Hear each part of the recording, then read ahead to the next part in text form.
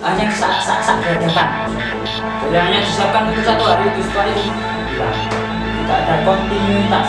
Orang yang difabel atau non-difabel bisa memilah sampah. Assalamualaikum warahmatullahi wabarakatuh. Waalaikumsalam. Salam sejahtera buat kita semua. Alhamdulillah hari ini kita kedatangan tamu lagi dari teman-teman Lamongan Teduh, dan Mbak Ami dan Mas Adi Tama. Di Lamongan Teduh ini nanti akan sharing terkait dengan dulu awal mula Lamongan Teduh itu apa sih tujuannya, kemudian kenapa milih Lamongan dan sebagainya. Dan akhir-akhir ini kita juga tahu di Lamongan sedang tidak baik kondisi lingkungannya. Jadi mungkin nanti Mbak Ami dan juga Mas Adi Tama bisa sharing terkait dengan kondisi Lamongan dan juga mungkin harapan-harapannya untuk Lamongan di 2021. Dimulai dari siapa ini? Dari Mbak Ami dulu. Jadi dulu awal mula Lamongan Teduh ini gimana? Ya, Komunitas Lamongan Teduh berdiri pada akhir Desember 2019. Ini bermula dari keresahan kita pada kaum generasi muda di Lamongan, di mana Lamongan ini sudah memiliki penghargaan Adipura Kencana. Tapi kami masih melihat gaya hidup pemuda-pemudinya masih seperti biasa, tidak menerapkan yang ramah lingkungan ataupun yang sustainable seperti itu, Kak. Dan juga yang paling penting adalah tentang isu krisis iklim yang sedang terjadi. Jadi Lamongan Teduh ini ingin mengangkat isu-isu lingkungan karena Lamongan sendiri sudah mendapatkan Adipura, bukan Adipura biasa ya, Adipura Kencana, sehingga nantinya diharapkan Lamongan Teduh ini bisa menjadi pioner gitu ya, penggerak awal. Ya, pengedukasi ya, fokusnya di edukasi. Oke, jadi inginnya ngajak teman-teman ngapain? Oke, jadinya kita ingin mengedukasi generasi muda Lamongan untuk eco green lifestyle seperti itu. Di awalnya ingin mengenalkan dan juga apa ya bahasanya? Apakah pertanyaan ya? Bertanya-tanya apakah di Lamongan ini teman-teman sudah aware dengan kondisi lingkungan seperti itu? Ya, benar sekali. Terus dulu awal mula siapa yang diajak? Yang diajak, ya. Nah. Ya, awal mula ini kebetulan waktu berawal dari kopi sih, Kak. Waktu kita ngopi kayak gitu ya, terus bulan ngopinya sama 12 ya? Iya, 12 Desember 2019. Ya, 2 tahun yang lalu. 2 tahun yang lalu, 2019 itu, Kak. Ngobrol-ngobrol, kayaknya di Lamongan ini Adipura Kencana tapi kok nggak ada ininya ya. Teman-teman generasi mudanya ini tahu nggak sih tentang gimana mengelola sampah, gimana sih hidupnya atau gayanya itu sudah menerapkan pengelolaan lingkungan yang sudah berkelanjutan dan lingkungan seperti itu. Kalau Mas Adi sendiri tertarik jadi anggota atau mengiyakan ajakan Mbak Ami awal-awal? Ya, jadi begini. Yang pertama bukan karena terpaksa, bukan karena terpaksa. Tak boleh ya, terpaksa. Jadi karena saya memang dulu bareng Kak Ami ini adik kakak di satu organisasi. Adik kakak. Ya, adik kakaan. Ini pembina saya. Saya panggilnya kakak, saya adiknya. Nah, setelah itu di satu organisasi itu kan juga di Pramuka gitu kan. Ikut yang namanya Saka Taruna Bumi dan Saka Wana Bakti. Itu fokusnya ya di masalah tanaman nanam, pohon, cangkul, sabit, alat-alat pertanian dan lain-lain. Makanya di situ juga otomatis lah saya sama Kak Ami juga passionnya atau minatnya di situ. Jadi nggak perlu saya nggak usah nolak, harus langsung otomatis saya direkrut. Mau nggak mau ya otomatis. Gitu. Jadi teman pramuka. Oke, kalau di pramuka nggak ada kakak adik, mas kakak semua kan? Saya dulu anak didiknya, sekarang kita setara. Oke, kalau biasanya kegiatan Taruna Bumi kegiatannya di mana, Mas? Kalau Saka dulu waktu basecampnya masih di Lamongan ya di sini di Lamongan kota sini di dinas pertanian dan kehutanan Lamongan. Sekarang kan sudah tidak ada ya, dinas itu diganti namanya. Terus kita pindah basecamp di Gedung Frame sama teman-teman Gedung Frame gitu. Jadi basecamp pribadi. Basecamp komunitas ini, basecampnya Saka. Saka. Oke. Jadi dulu ngantor di sana, kasih materi dan lain-lain. Sekarang karena sudah tidak ada, kita pindah relokasi ke Domreng karena basisnya di sana kan banyak anak-anak muda yang suka menanam dan lain-lain itu, malah banyak di sana. Itu. Untuk saat ini berarti berapa orang kira-kira di Lamongan Teduh? Kalau Lamongan Teduh sendiri kita ada kayak 10 orang atau 11 orang tim inti sih Kak. Jadinya terus kemarin kita coba untuk mengenalkan organisasi kita lewat beberapa kegiatan. Ya kita ada grup-grup yang mungkin sekitar ada 50 orang ya Kak. Ya, tapi jadinya kita memang mengumpulkan itu secara nggak langsung untuk kalau kita ada kegiatan, maybe mereka ada waktu longgar bisa gabung. Kegiatan yang sudah-sudah, Mas Adi? Kegiatan yang sudah yang membawa masa cukup banyak tadi ya. Pertama itu kegiatan menurut saya yang cukup besar.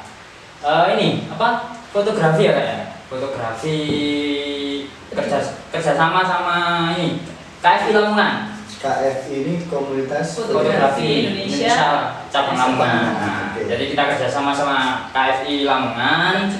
Kita adakan seminar online ya via Instagram ya, live Instagram.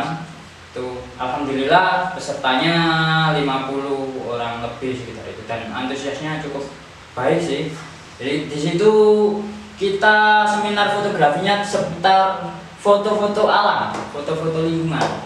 Tuh, bukan model-model yang model. Ya, itu pengembangan lah, selingan Mas. Berarti itu ada lombanya atau murni seminar untuk teknik fotografinya? Murni seminar di situ. Murni seminar tapi yang bertema lingkungan gitu. Terus kita ke depan juga ya sebentar lagi sebenarnya kita mau bikin kegiatan juga fotografi juga. Kita lombakan. Tuh. Oke, semoga lancar. Ya. Kalau tanam-menanam yang pernah di Lamongan? Oke, yang pernah di Lamongan. Ya, jadinya teman-teman Lamongan Teduh ini berusaha semaksimal mungkin untuk kita mandiri ya Kak. Jadinya karena memang masih kecil dan juga kita belajar untuk memulai dari diri kita sendiri ya kita coba untuk menanam di sekitar rumah kita gitu. Kemudian kita kalau misalnya lebih dan sebagainya kita manfaatin beberapa lahan kosong buat bikin kayak persemaian. Nah, alhamdulillah kemarin kita sudah hampir nyamai 50 bibit lebih nangka sama 50 bibit beda jenis atau random? Ini kebetulan saat itu ya dapat rezeki makan nangka sama durian Kak. Nah secara langsung setelah makan bijinya kita manfaatin, kita bikin persemaian kecil-kecilan seperti itu. Jadinya total sekitar ada 50 atau 70 persemaian benih itu tadi dan sudah banyak yang adopsi Kak. Jadinya sekarang udah adopsi nangka sama duriannya. Jadi nggak hanya nangka sama durian. Kalau nangka sama durian kami yang yang menyemai. Saya di rumah juga nyemai ini Mas, tabebuya yang lagi hits. Tabebuya. Sakura versi Jawa. Oke. Tabebuya. Kuning. Mungkin Kak Faruk tahu yang di Surabaya? Oke, yang biasa berjatuhan di trotoar itu. Nah, seperti itu. Itu memang rencananya kita ingin juga mengindahkan kota Lamongan sebenarnya. Jadinya kita cari bibit-bibitnya pun dari yang ada dan kita semai. Sudah kita semai, insya Allah minggu depan ini ada penanaman. Kita kerjasama sama Karang Taruna Desa di desa saya. Di Tabebuya ada sekitar 50-an nanti kita tanam di sepanjang jalan Polres Desa di area persawahan. Berarti udah tinggi Mas ya? Sudah segini ini tak kelihatan Mas? Iya segini. Berapa ini? 30 cm sudah cukup. Tahun depan paling enggak sudah sekitar 1 meter. Kalau tahun ini tanam, tahun depan. Kalau tabebuya berarti nunggu berapa tahun biasanya Mas untuk? Kalau berbunga ya paling enggak sekitar mungkin 4 tahunan udah besar. Saya kemarin aja yang beli seukuran 60 cm, tanam sekarang udah 2 meter. Nah, berkaitan dengan Lamongan meraih penghargaan Adipura Kencana. Nah, Lamongan kan setahu saya atau setahu teman-teman masyarakat Lamongan ada biasanya lomba edisi Lamongan Green Clean. Nah, itu biasanya kan juga berkenaan dengan tanam-tanaman. Iya. Pernah nggak itu berkolaborasi dengan teman-teman lamongan teduh? Oke. Jadinya saat ini masih belum ada Kak. Jadinya kita juga masih belum sampai bersentuhan dengan pemerintah. Cuma ya kita ya masih kecil ini karena kita masih kenalin juga, sehingga kita untuk ke pemerintah masih belum ya Kak. Kita jadinya masih coba mengenalin ke dunia maya seperti tadi, buat IG dan sebagainya, ke Gen Z ya, Gen Z Lamongan. Kemudian untuk sebenarnya karena LGC itu Kak, ini yang muncul Lamongan Teduh akhirnya. Kenapa? Karena LGC. Iya, karena saya rasa di LGC ini yang banyak ribet, yang banyak ini tuh orang tua-tua, seperti itu kan. Lah, yang bikin yang bikin gini, yang ini lah. Kayaknya tuh pemudanya itu ini masih pandangan saya jadi masnya kurang maksimal di di keikutsertaannya. Biasanya kan LGC kan cuma ibu-ibu PKK dan sebagainya. Karena itu muncullah gimana ada wadah untuk kita mengedukasi teman-teman generasi muda. Jadinya Lamongan ini bisa full gitu, dapat penghargaan tapi enggak ada isinya gitu, benar-benar penghargaan yang berkualitas. Mas Adi kayaknya mau nambahin ya? Paling ngeri Kak. Oh boleh. Jadi gini, terkait dengan LGC itu kan pernah di desa saya ada program itu, ya dihadiri oleh pihak pemerintahan. Ternyata LGC itu hanya sak-gradakan bosone. Jadi hanya disiapkan untuk 1 hari itu, setelah itu hilang. Tidak ada kontinuitas berkesinambungannya tidak ada. Seperti itu. Itu sih yang menurut saya, buat apa anggaran hanya dibuang-buang untuk hanya 1 hari bikin ada pot, dicat, kasih tanaman, habis itu tanamannya dibuang. Buat apa gitu? Kurang budaya.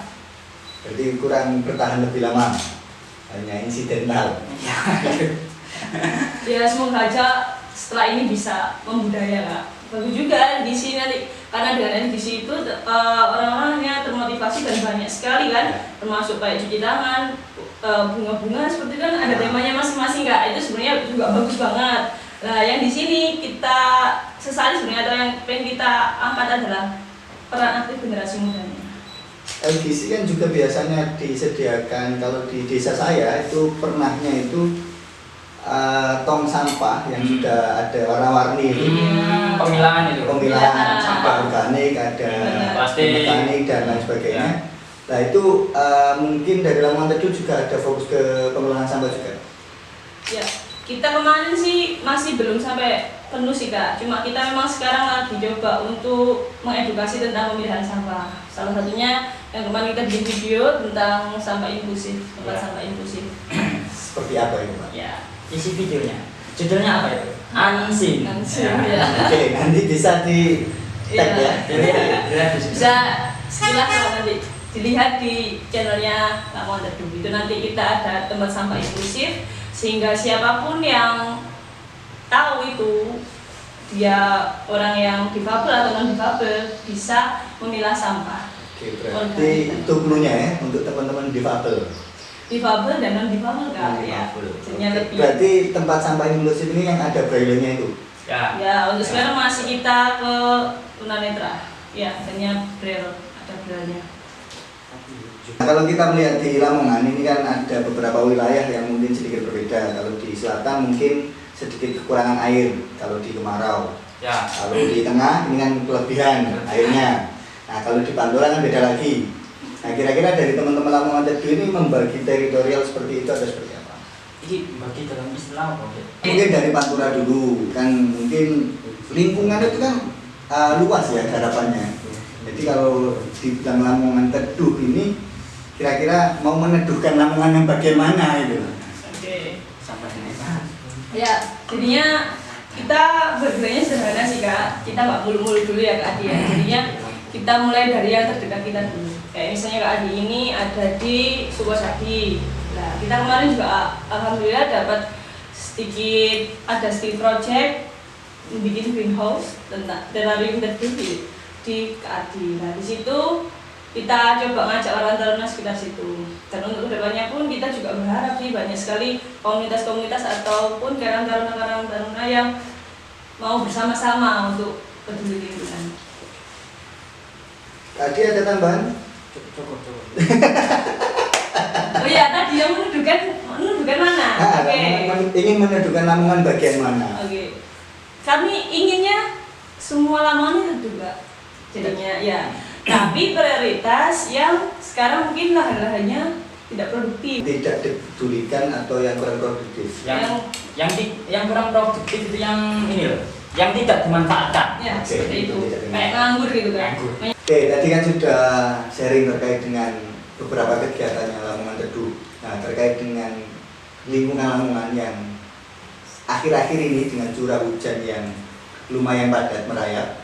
Ya, lumayan tinggi ya curah hujannya. Lamongan sampai bulan ini mungkin sudah kurang lebih 40 hari ini tergenang banjir. Nah, kira-kira dari Lamongan Teduh, kalau saya lihat update-nya ini kan juga banyak tentang memanen air, kemudian banjir dan sebagainya. Dari Mbak Ami kira-kira solusi untuk banjir di Lamongan seperti apa? Jadi saya dulu sempat belajar sama pembina saya yang orang Sar Lamongan itu Tagana kalau salah. Jadi kontur Lamongan itu dari tinggi daerah Mantuk, Kembang Bau, kemudian semakin rendah dan cekung di daerah Karanggeneng, Kali Tengah atau daerah aliran Sungai Bengawan Solo. Kemudian naik ke Solokuro sampai nanti ke Paciran. Oleh karena itu, kenapa genangan itu selalu hinggapnya ya hinggapnya di daerah Karanggeneng dan Kali Tengah karena kontur tanahnya tadi. Bengawan Solo itu rendah seperti itu. Itu yang pertama. Yang kedua, kita tidak bisa menyalahkan hujan cukup lebat ya. Karena ada banyak faktor cuaca ekstrim yang menyebabkan hujan itu turun tidak karuan. Itu ya karena ilmu wong PS, pemanasan global. Dari mana pemanasan global itu? Ya dari kendaraan, asap kendaraan, penggunaan kulkas yang mengandung CFC, nyemprot ini di CFC apa ibu CFC? Cuma boleh juga. Jadi ini seperti itu teori seperti itu. Efek rumah kaca. Terus sampah. Ya, efek rumah kaca sehingga Sampah yang terurai menyebabkan lapisan ozon itu berlubang. Sinar matahari volumenya semakin panas ya, semakin banyak sehingga penguapan pun tinggi. Penguapan tinggi otomatis embun apa jeneng uap air di atas ya akeh. Akhirnya cuaca tidak karuan menyebabkan apa itu namanya El Nino dan La Nina itulah. Selain itu juga Mas, kenapa kok selalu rawan namanya banjir di daerah situ? Karena di hulu itu kebanyakan karena tidak ada namanya yang pengikat air. Jadi hujan yang turun ke tanah tidak diikat dengan adanya pohon-pohon. Harusnya kan pohon itu menghambat air langsung turun. Itu. Jadi ibarat kata di daerah Gunung Gondol ya langsung derojok kayak banjir langsung. Mergo Gondol itu mang. Yang di luar Lamongan nanti dicari ya, derojok itu apa? Derojok itu langsung ini loh, derojok mengalir.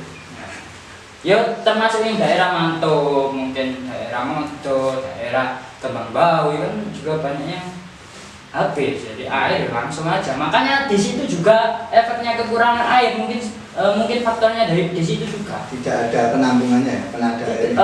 Penahan air, jadi air langsung los door.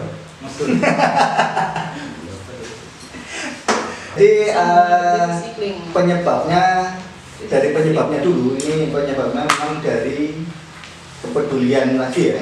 Jadi kepedulian dari hutan, penebangan yang tidak karuan, tidak beraturan, sehingga airnya langsung turun ke daerah Bengawan Jero lah bahasanya ya. Terkenalnya di Lamongan Bengawan Jero. Jadi Bengawan Jero itu anak dari Bengawan Solo, itu yang biasanya banjir. Kalau dari Mas Adi Tama tadi karena pengikat airnya tidak ada. Oke, jadi dari Mas Adi Tama terkait dengan apa ya, sebabnya awalnya dulu ya, sebab banjir itu karena di Lamongan bagian selatan ini untuk saat ini hutannya banyak berkurang. Kalau dari Mbak Ami? Oke, jadinya seperti tadi ya, menambahi ke Adi Tama juga terkait tentang cuaca. Ini sebenarnya sudah isu global Kak Faruk, tidak hanya di Lamongan saya rasa, karena isu cuaca ekstrim, melelehnya es di kutub dan sebagainya itu sudah jadi apa ya, ini nggak hanya itu tapi sudah memang benar-benar terjadi kan, yang apa, hawa walaupun mendung nih di Lamongan tapi panas banget nih, tanaman saya saja walaupun mendung nih dia udah layu seperti itu. Dan juga masalah di Lamongan saya rasa selain mungkin berkurangnya pohon-pohon besar yang sebagai pengikat air itu tadi, penahan air. Yang pernah saya dengar Kak, kalau di daerah Lamongan Selatan juga jenis tanahnya ini kayak kapur gitu loh, ada sebagainya kapur, sehingga kalau misalnya ini kan untuk menyerapnya itu juga nggak bisa maksimal kayak gitu kan. Kemudian kalau misalnya nggak diimbangi dengan kita nandon ya itu, nah seperti istilah yang tadi abutan kita memanen air hujan, kalau misalnya tidak dimanfaatkan, ya kemungkinan nanti akan bisa kekeringan saat kering. Jadi kita tidak punya Cadangan. ya, tidak punya cadangan air saat musim kemarau. Jadinya menurut kami ya, untuk solusi ini memang harus bertahap untuk mencapai solusi Lamongan bebas banjir seperti itu kan. Jadinya, tapi yang mungkin bisa kita lakukan secara individu ataupun secara generasi muda, yaitu yang pertama memulai hidup yang ramah lingkungan. Yang ramah lingkungan bisa dengan memilah sampah dari rumah ataupun bisa mengurangi penggunaan sampah plastik, kemudian menanam seperti itu. Jadinya kita mulai untuk menata kembali lingkungan sekitar kita, mengajak teman-teman kita. Harapannya nih dari Lamongan kita bisa sedikit lah untuk mengurangi pemanasan global seperti itu. Kalau misalnya nggak dimulai dari kita, kapan lagi nih pemanasan global bahkan berkurang atau krisis iklim ini bakal berkurang. Mas Adi ada tambahan? Taruhlah sampah pada tempatnya. Dan taruhlah mantan?